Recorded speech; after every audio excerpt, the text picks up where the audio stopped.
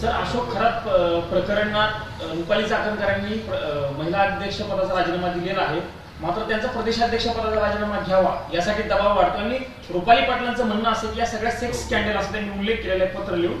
त्याच्या मुख्य सूत्रधार त्या आहेत रुपाली चाकण. माझ्याकडे माहिती नाही, ज्याविषयी माझ्याकडे माहिती नाही त्याविषयी मी बोलणार नाही. जो पक्ष शाहू फुले आंबेडकरांच्या एक लक्षात घ्या की महाराष्ट्राची जी भूमिका आहे ही स्वातंत्र्याच्या आधीपासून पुरोगामी महाराष्ट्र, प्रोग्रेसिव्ह स्टेट, सुधारणावादी, विज्ञानवादी असा हा महाराष्ट्र आहे.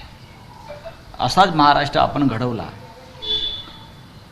आणि अशा वेळेला जर या महाराष्ट्रामध्ये अशी भोंदूगिरी, बुवाबाजी फोफावत असेल आणि त्यात आमचे सत्ताधारी सहभागी होत असतील तर तिथे त्या भोंदूबाबाच्या दरबारात जाणाऱ्या सर्व राजकारण्यांना, खास करून मंत्र्यांना, जे सत्ताधारी आहेत ते मंत्री, त्यांना सहआरोपी केलं पाहिजे. बाकी इतर सोडून द्या, सामान्य जनता किंवा इतर, पण जे मंत्री आहेत, जे सत्तेवर आहेत, जे कॅबिनेटमध्ये आहेत देवेंद्रजींच्या, त्यांना सहआरोपी केल्याशिवाय या राज्यातली भोंदूगिरी, बुवाबाजी थांबणार नाही. हे जे काय आता सांगतायत मंत्री किंवा इतर लोक की अशोक खरात काय प्रकरण होतं आम्हाला माहीत नव्हतं, ही जी आता पळवाट काढतात ते पूर्णपणे चुकीचे आहे. या प्रकारचा त्यांच्यावर पहिला गुन्हा 2003 साली दाखल झालेला आहे. 2003 साली झाला आहे, 2005 साली झाला आहे. नाशिकमधल्या एका वृत्तपत्रामध्ये, सकाळमध्ये बहुतेक, खरातच्या ह्या कारनाम्यांविषयी एक लेखमाला प्रसिद्ध झाली. तेव्हा त्या पत्रकाराला धमक्या देण्यात आल्या. 2003ला जर गुन्हा दाखल झालेला आहे, 2005लाही त्या संदर्भात माहिती समोर आली आहे, वृत्तपत्रात प्रसिद्ध झालं आहे, तरी जर मंत्री, मुख्यमंत्री, उपमुख्यमंत्री हे त्यांच्याकडे जात असतील, त्यांच्या पायावर डोकं ठेवत असतील, पूजाविधी करत असतील, तंत्रमंत्र जादूटोणा करत असतील, तर ह्या सगळ्यांना सहआरोपी केला पाहिजे, एवढीच आमची भूमिका आहे. त्यांना कोण वाचवतंय? आता ते ठीक आहे, ते आता तपासामध्ये कळेल ना. आता मी काल म्हणालो की पोलीस तपास चालू आहे. नाशिकचे पोलीस आयुक्त संदीप कर्णे हे एक सक्षम अधिकारी आहेत. त्याने एखादी गोष्ट मनावर घेतली की ते उखडून टाकतात. हा माझा अनुभव आहे. त्याच्यामुळे आता जो मुख्य आरोपी पकडला आहे त्याची जी जबानी स्टेटमेंट, तपासात ज्या गोष्टी आलेल्या आहेत, मला असा विश्वास आहे की त्या कोणाचीही मोठी नावं आली तरी ती दडपली जाणार नाही. ही मला नाशिकच्या पोलीस आयुक्तांवरती माझा विश्वास आहे. दीपक केसरकर आणि त्यांचे काही खूप जवळचे संबंध असल्याचं पण केसरकर मात्र दावा फेटाळून लावतात. केसरकरांवरती कोणी विश्वास ठेवू नका. केसरकर हा सावंतवाडीचा डोमकावळा आहे, बरं का. त्यांच्यावरती विश्वास ठेवू नका. महाराष्ट्राच्या सरकारमध्ये असल्यापासून त्यांना या गोष्टीचा नाद आहे. ते अनेक जंगलामध्ये जाऊन विधी करतात असे त्यांचे सहकारी सांगतात. असत नादिक म्हणून काही काळ तुमच्या पक्षात होता. कोण कोण? केसरकर होते ना.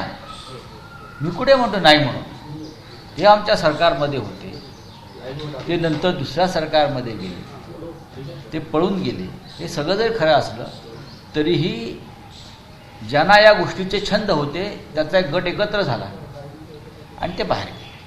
चला, और कुछ है? सर,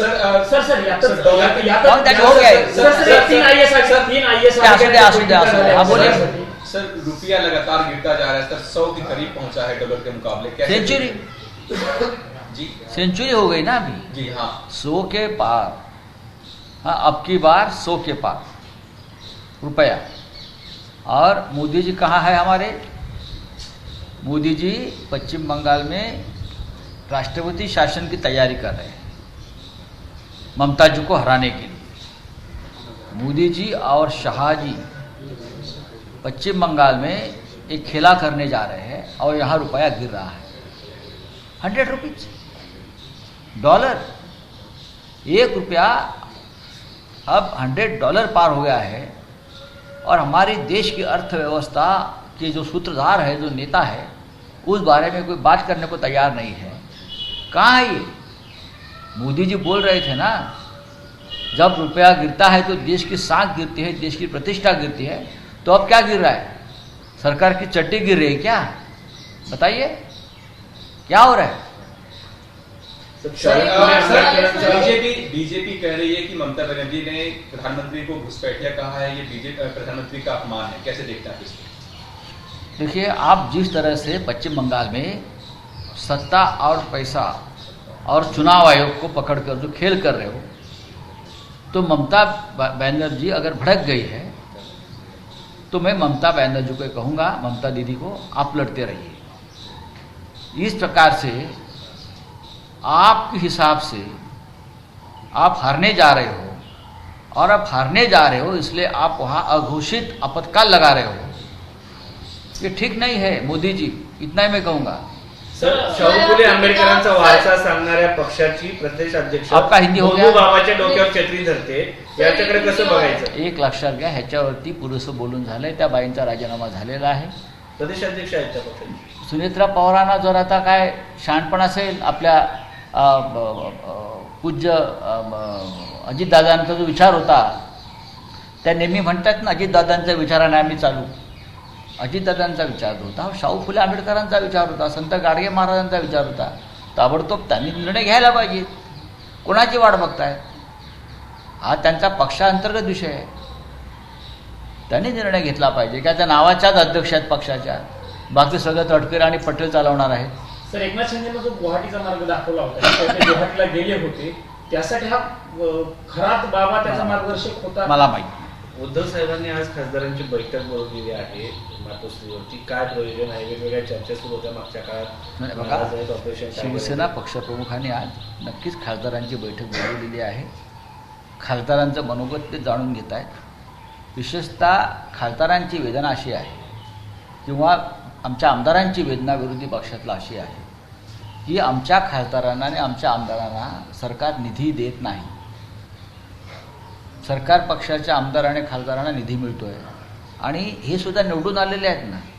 15-15, 20-20 लाख मतदारांचं प्रतिनिधित्व आमचे खासदार करत आहेत, पण त्यांना ₹1 निधी दिला जात नाही। त्याच्यामुळे आपापल्या भागातल्या जनतेची कामं होत नाहीत। आता आम्हाला निधी हवा आहे आमच्या खासदारांना, म्हणून आम्ही खरात बाबाकडे जायचं का? खरात बाबाला सांगून सरकारला सांगायचं का? त्यांनी सांगावं ना, बाबा तुम्ही आम्ही तुम्हाला निधी देऊ शकत नाही, तुम्ही खरात बाबाचं शिफारसपत्र घेऊन या, मग आम्ही तुम्हाला निधी देऊ। तर उद्धव साहेबांनी या सगळ्या खासदारांना, आज मी इथे असल्यामुळे मी जाऊ शकत नाही, बाकी आमचे सर्व खासदार तिथे उपस्थित राहतील आणि आपापल्या काही विषय आहेत त्याच्यावर चर्चा करतील। पक्षप्रमुख आहेत। सर, तुमचं पुस्तक येतंय नवीन, म्हणजे जुनं पुस्तक मराठी भाषेत होतं, भाषांतरित केलेल्या पुस्तकाची नवीन चर्चा मोठ्या प्रमाणात होते। नवीन इंग्रजीमध्ये काय आहे? नवीन म्हणजे काही जोडलं गेलंय का? आणि त्याच्यामध्ये काही नवीन गौप्यस्फोट आहे का? कारण अनेकांनी पुस्तकाच्या प्रकाशन सोहळ्याला यायला नकार दिला असं कळालं। नाही, ते आहे, त्याच्यावर मी योग्य वेळी बोलेन। पण आता आज अनेक दिल्लीतल्या वृत्तपत्रात पहिल्या पानावरच्या पुस्तकाच्या बातम्या आहेत। आता पुस्तकात काय आहे ते उद्या आम्ही त्याच्यावर चर्चा करू, सगळे एकत्र आहोत आम्ही। पुस्तकात काही नवीन प्रकरणं जोडलेली आहेत। मराठीचं प्रकाशन झाल्यावर काही नवीन घडामोडी समोर आल्या आणि ती नवीन प्रकरणं जोडली आहेत। बघू आता उद्या। थँक्यू, बोलिए। देखिए, अनलाइकली पैराडाइज ये किताब जो है, ये एक पॉलिटिकल प्रिजनर की आत्मकथा है। मैं जेल में रहा, सरकार ने मुझे जेल में डाला। जेल में मेरे जो अनुभव है वो मैंने लिख लिए है। मैं लिखने वाला आदमी हूँ।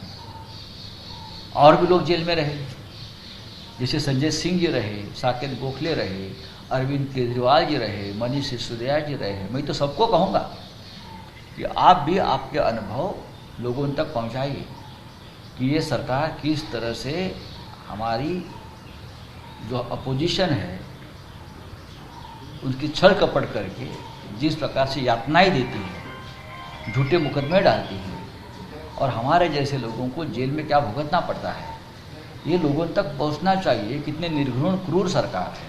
तो मैंने लिख लिया है।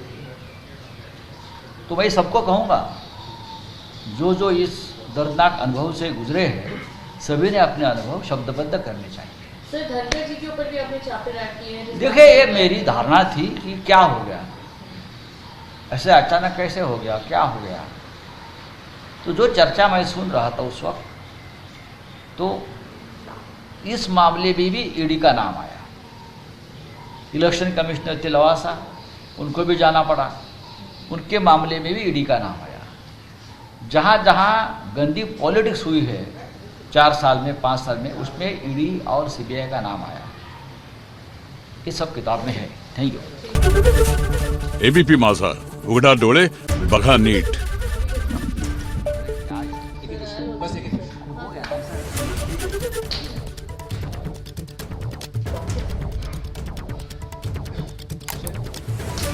Gracias.